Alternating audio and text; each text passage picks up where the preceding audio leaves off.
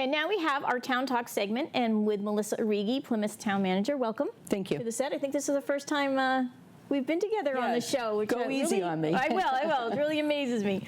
I know we have a fall town meeting coming up in Plymouth, and we have a couple public safety study and something on the North Plymouth Fire Station. Can you tell me more? Sure, we do. The public safety study, I've decided to start with the police department, and what we're looking at is overall health and wellness of the employees. And what I mean by that is, are there symptoms that are causing fatigue? Is the department understaffed? We have quite a few cases lately where employees are citing something like post-traumatic stress disorder, something affecting their stress level in the workplace, and that's actually causing them to no longer be capable of coming to work. And I think we need to globally look at that. Is it something on the personal side that affects it, or is it something that is on the job Right. stress? If it was the personal side, I think that there are things that we can do, employee assistance programs, but this is actually being related directly to their work for the town of Plymouth.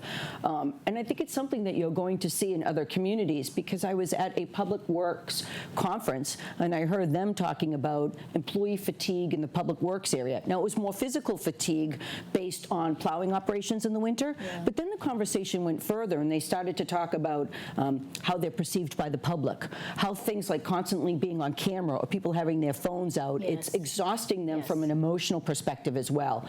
So we've decided to start in the police department because that's where we're receiving the most claims, almost like a workers' comp claim, a little bit different.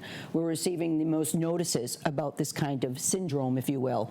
And that's one of the things I'd like to look at, because it's going to be a big problem. If you start to have employees that go out on disability retirements, let's say, over psychological issues or stress-related issues, where does that stop, and how does it affect your long-term pension system?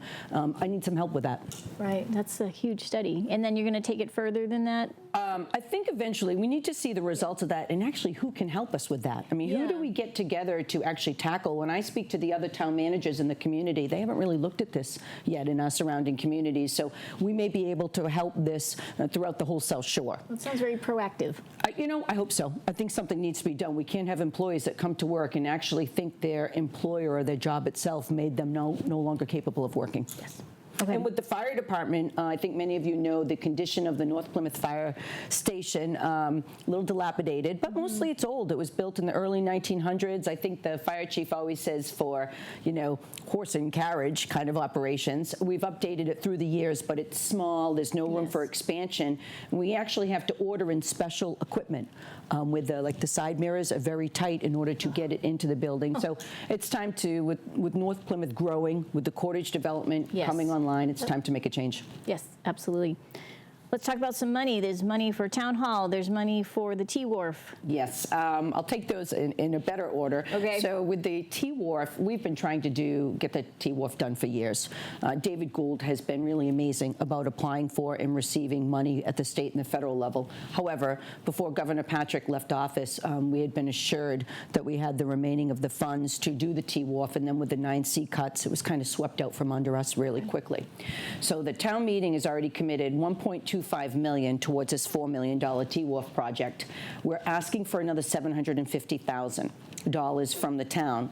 The reason for that is if we have $2 million, we only need $2 million in grants, so it's a one-for-one match, which we know will be viewed very favorably.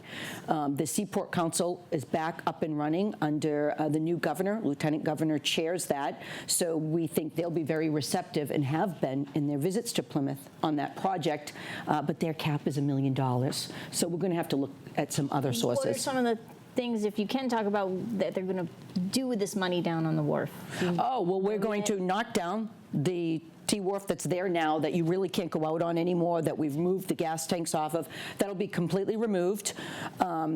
We will have a whole new entrance that goes out on the pier, curves all the way around. It's going to be better for the lobstermen, for the fishermen, better for our visitors to walk out on it and enjoy it. Okay, that's wonderful. And did you want to touch on Town Hall? We got about a minute left or so. We need an additional $2.776 million for the new Town Hall. That's difficult to ask for because we understood how much faith faith the town meeting and the town had in us to support the new town hall project in the heart of the downtown and restoring the 1820.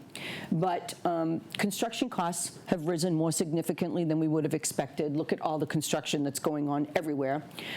In addition, there was much more demolition work than we could have anticipated, and that involved some hazardous material because that Burton and Cornish School years ago, when they knocked those down, I think in the 1960s, they just buried the basements. Oh. So that's all contaminated, and it's expensive. You have to get rid of that. We do. Obviously. Okay.